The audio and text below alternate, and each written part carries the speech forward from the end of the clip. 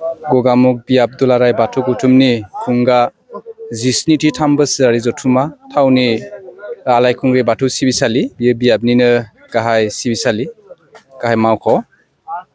खालारा जाहैबाय फेब्रुवारि दाननि 10 आरो 11 2024 बेवहाय गगामुख बियाब दुलाराय बाथौ गौथुमा साननैनि मेहेरगोनां हाबाफारि लानानै दिनै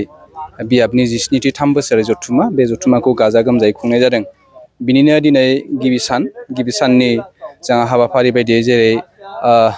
थांफैब्लां बेखेवनाय जोंनिनो सासे दैदेनगिरि रुंसारि गबिन लाहारि बे ओनसोलनिनो सासे बाथौनि सासे जिल्लानि आरो बियाबनि मावथिमोन बिथाङा सोरगोआरि जालांबाय बिथांनि मुङावनो नैबे जोङो थांफैब्लां बे थांफैब्लांखौ जों बिथांनि मुं गोसोखांनायनि मुं दोननाय जादों आरो बेखौ जों बेखेवनानै लाबाय आरो बेखौ बेखेवनायनि लोगो लोगो जोंहा रुंसारि धजेन बसुमतारी गोसोखां गाहाय सायनासालि जों बेखौबो बेखेवनानै लाबाय आरो बिदिनो जोंहा बाथौ थुनलाइयारि बादायनाय दङ बे बादायसालि न'ब्लांफोरखौबो जों दिनै बेखेवनानै लाबाय। दा जोङो दिनैनि नैबे हाबाफारियाव दिनैनि दा साननि हाबाफारि बे साननि हाबाफारि जोंहा दौरिफा गुरुफोरनि सावरायमा मेल दङ बे दौरिफा गुरुफोरनि सावरायमा मेला दसे समनि उनावनो जोंहा जागायसिगोन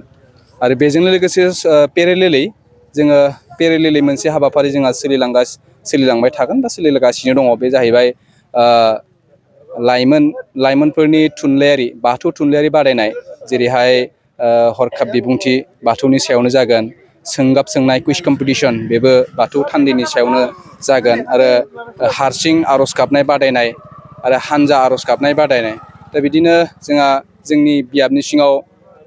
गासै मोनबा जोङो खोन्दो आफाद दानाय जादों बे खोन्दो आफादनिफ्राय बेहाय बाहागो लाफैदों आरो बेजों लोगोसेनो जोंहा जोंनि बियाबनि सिङाव गासै गं 60 गामि दङ 60 गामि आफाद बे 60 गामि आफादनिफ्रायबो लोब जोंहा गामि आफादनिफ्राय बाहागो लाफैदों बे दौरि सावरायमा मेलाव बाहागो लादों आरो बेजों लोगोसेनो बे बादायनाय बाथौ थुनलाइयारि बादायनाय बे बादायनाय मोनफ्रोमबो हाबाफारियाव बाहागो लागासिनो दं आरो बे दिनै जों आसा खालामदों दिनैनि जे सानसेनि जा हाबाफारि बे हाबाफारिफ्रा मोजाङै मोजां जालांगोन जों बेखौ आसा खालामो। बेनिफ्राय गाबोन जोंहा आरोबाव माइनावफोरनि मोनसे सावरायमा मेल दंबावो गाबोन फुंनि समाव नैथि साननि हाबाफारियाव माइनावनि दङ जोंहा बादायलायनाय नङा बेयो सावरायमा मेल आरो बेनिफ्राय नै जा मोनाबिलियाव जोङो मुलुग गोजोननि थाखाय मुलुगनि गासै जिब जिबि सुबुं माहारिनि आलो गोजोननि थाखाय जोङो 1000 जा आलारि बाथि सावनाय बेखौ जोङो बाथौ बुमिननि मोनसे सावगारि होनानै बे सावगारियावनो जोङो आलारि बाथिखौ साजायनानै जोङो 1000 मुलुग गोजोननि थाखाय जोंहा आलारि बाथि सावनाय जोंहा मोनसे हाबाफारि दङ बे हाबाफारिया दा मोनाबिलियाव जागोन आरो बे हाबाफारियाव गासैखौबो जोंनि बियाबनि सिङाव थानाय बाथौसा लाइमोन माइनाव गासैखौबो बे जा मुलुग गोजोननि मुङै जा आलारि बाथि जेवारि फोजोंनाय बे हाबाफारियाव बाहागो लागोनखौ जों मिजिंथियो आरो बाहागो लानो थाखाय जों खावलायो आरो लोगोसे जोंनि बियाबनि सिङाव थानाय जोंहा जिल्ला आफादनि बोखावि लखिमपुर जिल्ला दुलाराय बाथौ गौथुमनि जोंहा दैदेनगिरिफोर दङ बियाबनि गासै दैदेनगिरिफोर दङ खोन्दो आफादनि दैदेनगिरिफोर दङ बे गासैबो हाबाफारियाव बाहागो लानो थाखाय खावलायदों आरोबाव फुंनि जा गिबि हाबाफारि जोंहा फिरफिला बिरहोनाय हाबाफारि दङ बे फिरफिला बिरहोनायखौ जोङो ओरैबायदि खालामनो नागिरदों जिहेथु जोंनि बियाबाव जोङो मोनबा खोन्दो आफाद दानानै जोङो जोंनि बियाबखौ मोजाङै जों सालायगासिनो दङ दैदेनगासिनो दङ जेरैहाय जोंहा गगामुख बियाबनि सिङावनो गगामुख खोन्दो आफाद दङ बेनिफ्राय जोंहा नैबे आलायखुंग्रि नैबे नोलोबारियाव जोंहा मोनसे नोलोबारि खोन्दो आफाद दङ नोलोबारि खोन्दो दुलाराय बाथौ गौथुम दङ ओरैजाय जोंहा गेजेर ससेयाव धर्मपुर खोन्दो दुलाराय बाथौ गौथुम जोंहा खोन्दो आफाद दङ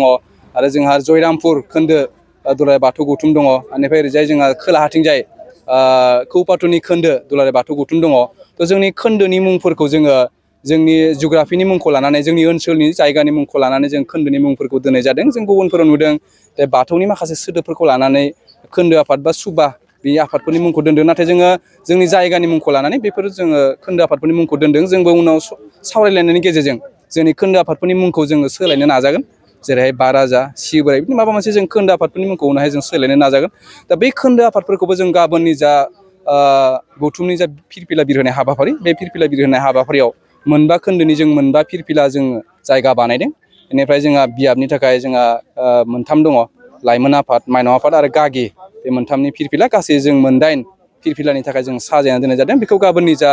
फिरफिला बिरहोनायनि हाबाफारि बे हाबाफारियाव जों बेखौ मावफुंगोन बेनिफ्राय जों खोन्दो आफादफोरखौ नैबे बिजोंनि गेजेरजों खावलायहरनो नागिरो दा गाबोननि जानो गोनां फिरफिला बिरहोनाय हाबाफारि बे फिरफिला बिरहोनाय हाबाफारियाव थि समावनो दा खोन्दो आफादनि जा दैदेनगिरि बिथांमोना बाहागो लाफैनांगौ जों बेखौबो खावलायबाय मानोना जों बिथांमोनखौबो जोंनि बे फिरफिला बिरहोनाय जा मन्च बे मन्चआव जों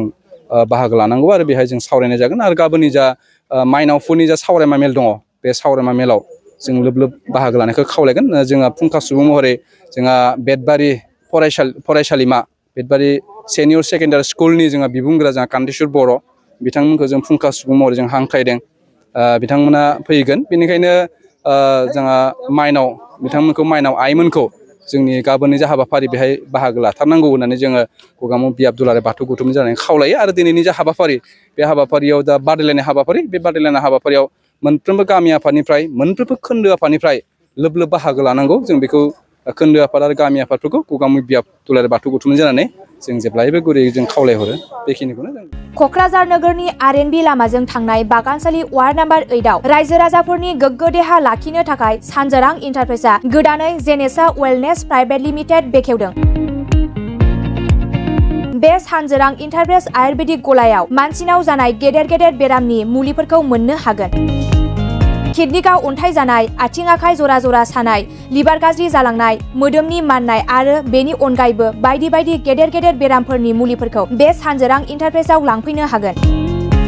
सानजोरां इन्टारप्राइजआव गासै बेरामनि मुलिफोरखौ हलसेल राङावनो लांनो हागोन। सानजोरां इन्टारप्राइज बिगोमाया फोरमायबावनाय बायदिब्ला नैबे 9954157149 जानबुं नाम्बारनि गेजेरजों नोंथांनि गोनांथि जानाय मुलिफोरखौ सुलाद लानो हागोन।